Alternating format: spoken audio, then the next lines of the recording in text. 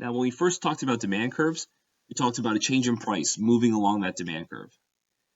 Now, if there's a change in something else other than the price that affects the demand curve, this will cause the entire demand curve to shift. So instead of moving along that same curve, we're now moving the curve to either the left or to the right. So a shift to the right, so in this example, moving from the demand curve D1 to demand curve D2, that's going to be an increase in demand. For any given price, there is going to be a greater quantity demanded. Conversely, a shift to the left, so moving from curve D1 to curve D3, is going to be a decrease in demand. So at any given price, there is going to be a lower quantity demanded. When the demand curve shifts, the quantity demanded will change even if the price doesn't change. The quantity demanded will change at every possible price. So here's an example with those same three demand curves. If you increase demand, again moving from demand curve 1 to demand curve 2, at P1 at this price, the quantity is going to increase from Q1 to Q2, where that price crosses the demand curve. Likewise, if the demand decreases, so the demand curve shifts from D1 to D3, at that price, P1, the quantity demanded for the first demand curve is still going to be Q1. But the quantity demanded at the new demand curve D3, is going to be Q3, much lower. So again, at the same price, if there's a decrease in demand, we're seeing a lower quantity demand. Now, what are the factors? What are these variables that I'm talking about that influence the market demand, that will cause the market demand curve to shift? There are 5 main variables. The first is income, the income of the pool of consumers. The next is the prices of related goods. So what are similar goods being sold for? The next is tastes and preferences of consumers. The fourth is the population and demographics, so the size of the potential consumer pool.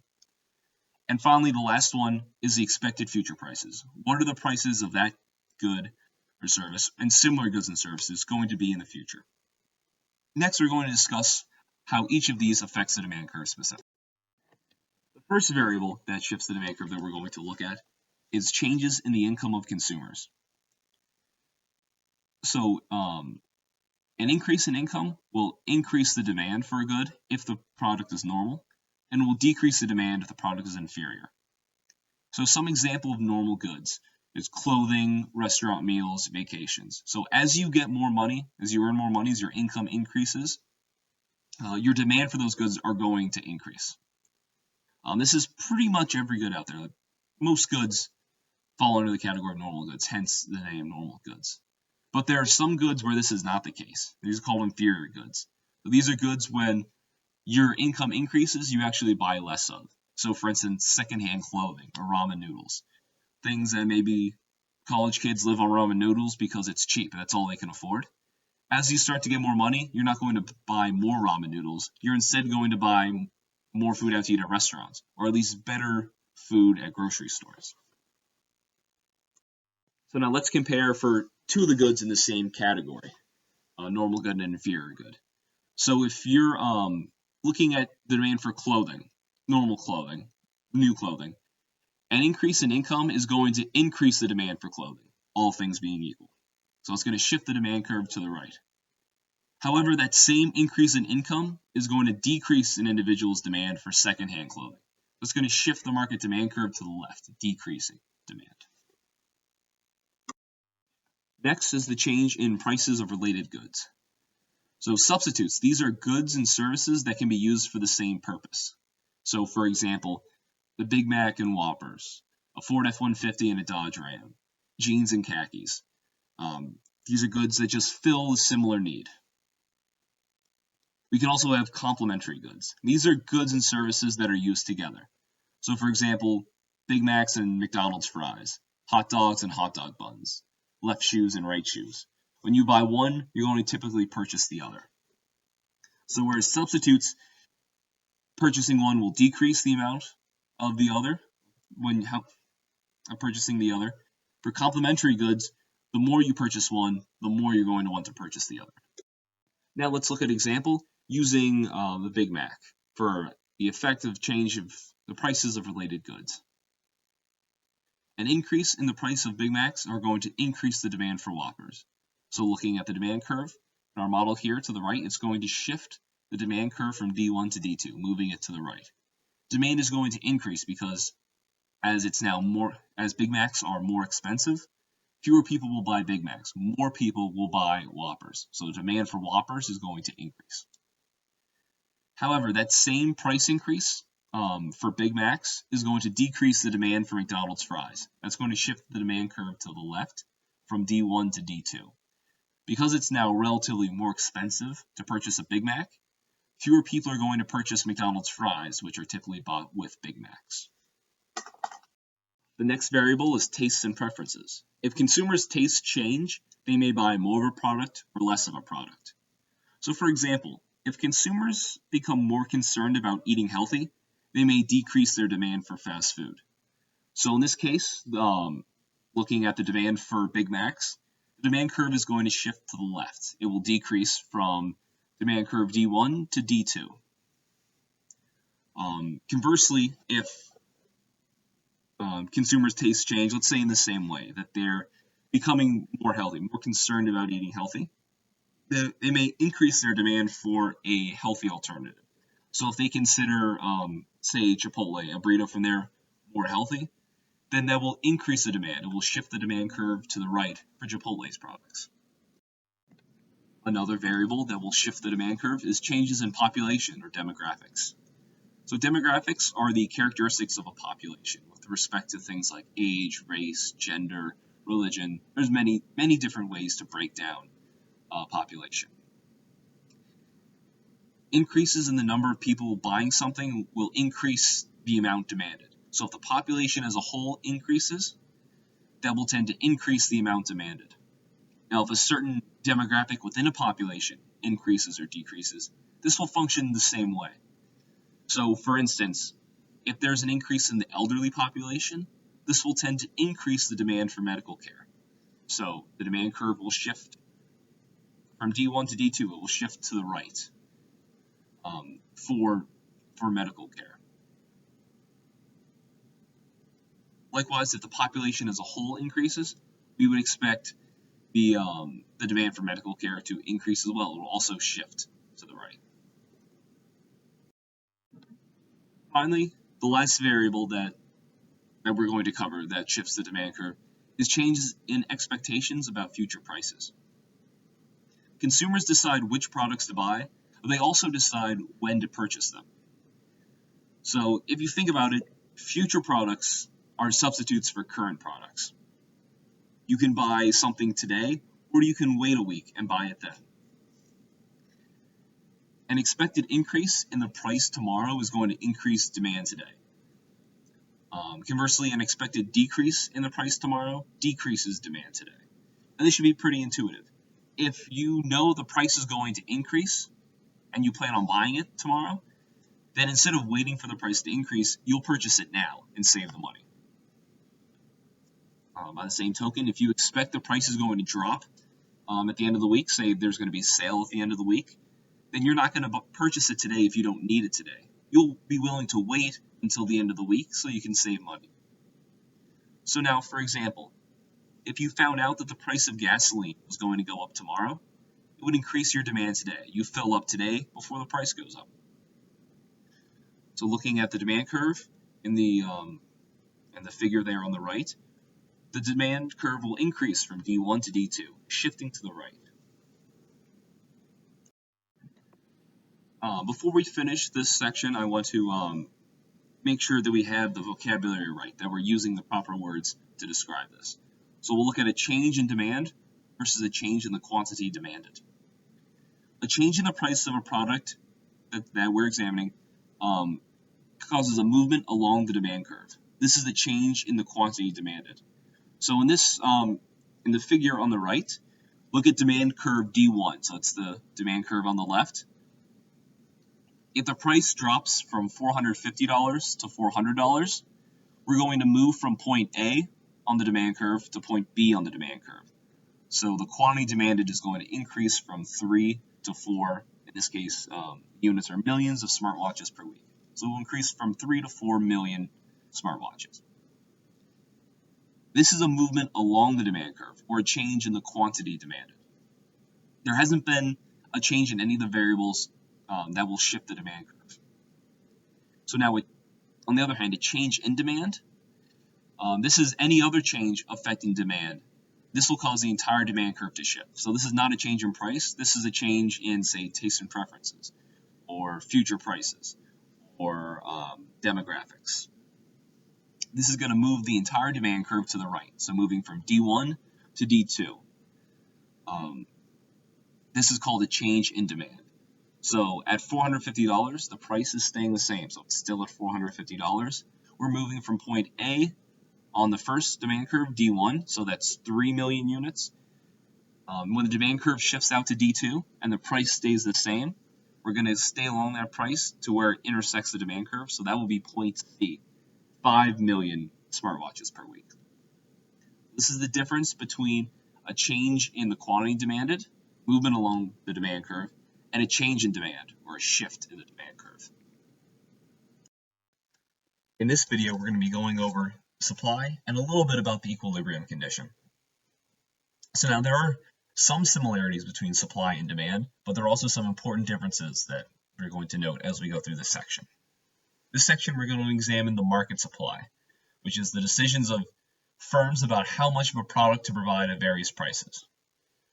This market supply is going to be the supply of all the firms combined. Instead of looking at one individual firm, it will be the entire market for whatever good or whatever product we're looking at. Like demand, supply is not fixed, but it's determined by the price.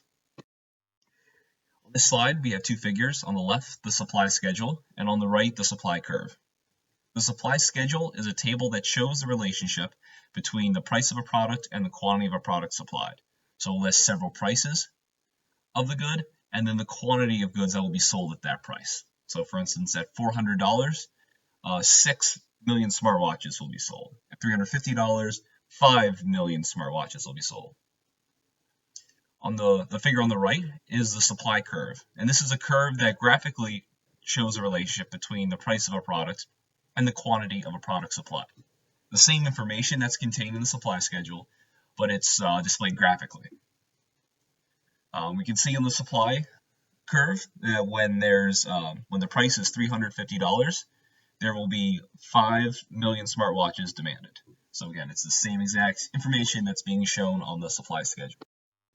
The quantity supplied is the amount of a good or service that a firm is willing and able to supply at a given price.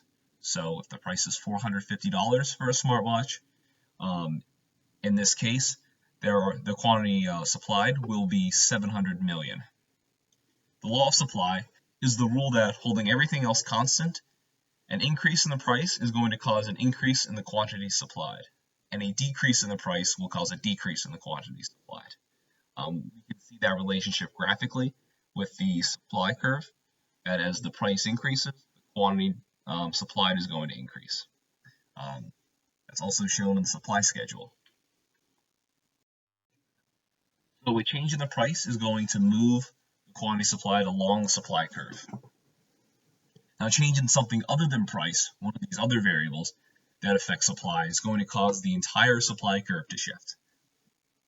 A shift to the right, in this case from curve S1 to S3, is going to increase the supply. And a shift to the left from S1 to S2 represents a decrease in supply. When the supply curve shifts, the quantity supplied will change, even if the price it's being sold at doesn't change. The quantity supplied will change at every possible price. So for instance, if the supply curve increases, we move from curve S1 to S3, and the price remains the same. In this case, it remains at P1. The quantity supplied is going to increase from Q1 to Q3. Conversely, if the supply curve shifts to the left, if we experience a decrease in supply, if we stay at that price at P1, the quantity supplied is going to decrease from Q1 to Q2. So what are these factors that influence the market supply, that shift the supply curve? This is fairly similar to the determinants that shift the demand curve. We have the prices of inputs, we have technological change, the prices of substitutes and production, the number of firms in the market, and expected future prices. Now, the ways in which these effects apply is similar to how the variables that influence the market demand influence demand. Obviously, these are different variables themselves, but it's the same basic idea, same basic concepts. The first variable that we will look at is a change in the price of inputs. Inputs are the things used in the production of a good or service. So these are things like raw materials, it can be labor, anything that's used to actually create the final product. So for a smartwatch is the example that runs through the textbook. For a smartwatch, inputs include the computer processor, plastic, and labor. So an increase in the price of an input, of anything that goes in to the production of a product, decreases the probability of selling the good. So it's going to cause a decrease in supply. So as we see the figure on the right, the top figure, the supply curve is going to shift to the left. We're going to move from S1 to S2. Now, if there's a decrease in the price of an input, this is going to increase the probability of selling a good. So therefore, we're going to see an increase in supply, and the supply curve is going to shift to the right. So in the bottom figure on the right, that represents an increase in the supply curve, a shift to the right. So this original supply curve, S1, is going to shift out to the right to the position of curve S2. The next determinant of supply that we'll look at is a technological change. So a firm may experience a positive or a negative change in its ability to produce a given level of output with a given quantity of inputs. We call this a technological change. So technological changes can be a new advancement in production methods. So maybe a more efficient method of production, like using the assembly line. It could be better technology, things that are more efficient, actual better machine being used in the production process. So for some examples, let's say a new, more productive variety of wheat. This is if farmers begin using this, if it increases yields from the same plant or the same number of seeds being planted, that's going to increase the supply of wheat. So in our figures on the right, the top right figure, it represents an increase in the supply curve. So the supply curve will shift to the right from S1 to S2 because now farms are able to produce more wheat. On the other hand, let's say in farming, there's new government restrictions that are being placed on land use for agriculture. This could decrease the supply of wheat because there's less land that's able to be used for growing wheat. In this case, this will decrease the supply curve. It will move it to the left. So the supply curve will shift from S1 to S2. Next, let's look at the price of related goods in production. So firms can produce and sell many alternate products. For example, an Illinois farmer can plant corn or soybeans. If the price of soybeans rises, that farmer will end up planting or supplying less corn. So on the right, the figure on the top right shows the supply curve for corn in this case. The supply curve is going to shift to the left. We'll see less corn being planted and sold because you can get a higher price back for growing soybeans. Sometimes two products are produced together. So, for example, cattle will provide both beef and leather. So if there's an increase in the price of beef, that is going to encourage more cattle farming. And it's going to end up increasing the supply of labor. So an increase in the price of beef is going to shift the supply curve for leather to the right. So we're going to move from S1 to S2. Now let's look at the number of firms.